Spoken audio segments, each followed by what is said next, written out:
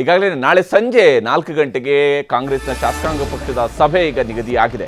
ನಾಳೆ ಸಂಜೆನೇ ನಡೆಯುತ್ತೆ 4 ಗಂಟೆಗೆ ಕಾಂಗ್ರೆಸ್ನ ಶಾಸಕಾಂಗ ಪಕ್ಷದ ಸಭೆ.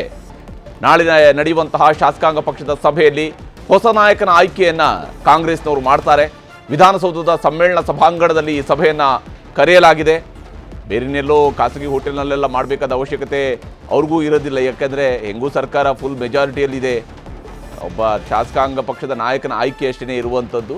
ಇದು ಭಾಳ ಸ್ಮೂತಾಗಿ ನಡೆಯುವಂಥ ವಿಚಾರ ಆಗಿರೋದ್ರಿಂದಾಗಿ ಭದ್ರತಾ ದೃಷ್ಟಿ ಎಲ್ಲ ದೃಷ್ಟಿಯಿಂದಲೂ ಕೂಡ ಆರಾಮಾಗಿ ವಿಧಾನಸೌಧದಲ್ಲೇ ಮಾಡಿ ಮುಗಿಸೋಣ ಅನ್ನುವಂಥ ತೀರ್ಮಾನಕ್ಕೆ ಬಂದಿದ್ದಾರೆ. ನಾಳೆ ಸಂಜೆ 4 ಗಂಟೆಗೆ ಶಾಸಕಾಂಗ ಪಕ್ಷದ ಸಭೆಯನ್ನು ಆಯೋಜನೆ ಮಾಡಲಾಗಿದೆ. ನಾಳೆಯೇ ಎಲ್ಲ ಶಾಸಕರುಗಳಿಗೂ ಕೂಡ ಬೆಂಗಳೂರಿಗೆ ಬರೋದಕ್ಕೆ ಸೂಚನೆಯನ್ನು ನೀಡಲಾಗಿದೆ. ಆಲ್ಮೋಸ್ಟ್ ಎಲ್ಲ ಶಾಸಕರುಗಳು ಬೆಂಗಳೂರಿನಲ್ಲೇ ಇದ್ದಾರೆ. ಕಳೆದ 2 ದಿವಸದಿಂದಲೂ ಬಹುತೇಕ ಶಾಸಕರು ಬೆಂಗಳೂರಿನಲ್ಲಿದ್ದಾರೆ. ಇನ್ನು ಯಾರು ತೀರಾ ರಾಜಕೀಯದಲ್ಲಿ ಇಷ್ಟೆಲ್ಲ ಬಗ್ಗೆ ತಲೆ ಕೆಡಿಸ್ಕೊಳ್ಳೋದು ಬೇಡ ಅಂತೇಳಿ ಅವರವರ ಕಾನ್ಸ್ಟಿಟ್ಯೂನ್ಸಿಯಲ್ಲಿ ಕೂತಿದ್ದಾರೋ ಅಂಥವರು ಕೂಡ ನಾಳೆ ಸಂಜೆ ಒಳಗಡೆ ಬೆಂಗಳೂರಿಗೆ ತಲುಪಬೇಕಾಗುತ್ತೆ. ಸೋನಿಯಾ ಗಾಂಧಿ ಅವರ ಭೇಟಿ ಬಳಿಕ ಮಲ್ಲಿಕಾರ್ಜುನ ಖರ್ಗೆ ಅವ್ರನ್ನ ಸಿದ್ದರಾಮಯ್ಯನವರು ಭೇಟಿಯಾಗಿದ್ದಾರೆ. ದೆಹಲಿಯಲ್ಲಿ ಮಲ್ಲಿಕಾರ್ಜುನ ಖರ್ಗೆ ಅವ್ರನ್ನ ಸಿದ್ದರಾಮಯ್ಯನವರು ಭೇಟಿಯಾಗಿದ್ದಾರೆ.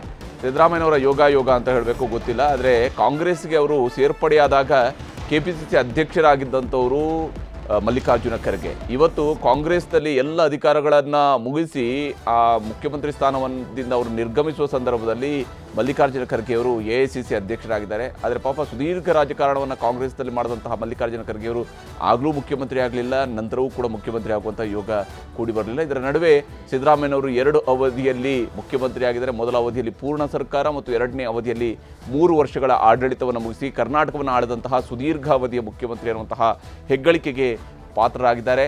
ಸಿದ್ದರಾಮಯ್ಯನವ್ರನ್ನ ಕೈ ಹಿಡಿದು ಬೆನ್ನು ತಟ್ಟಿ ಒಂದು ರೀತಿಯಲ್ಲಿ ಸಮಾಧಾನ ಹೇಳುವ ರೀತಿಯಲ್ಲೂ ಕೂಡ ಮಲ್ಲಿಕಾರ್ಜುನ ಖರ್ಗೆಯವರು ಮಾತನಾಡಿಸುವ ರೀತಿಯಲ್ಲಿ ಅವರ ಫೋಟೋಗಳನ್ನು ನಾವು ನೋಡ್ತಾ ಇದ್ವಿ.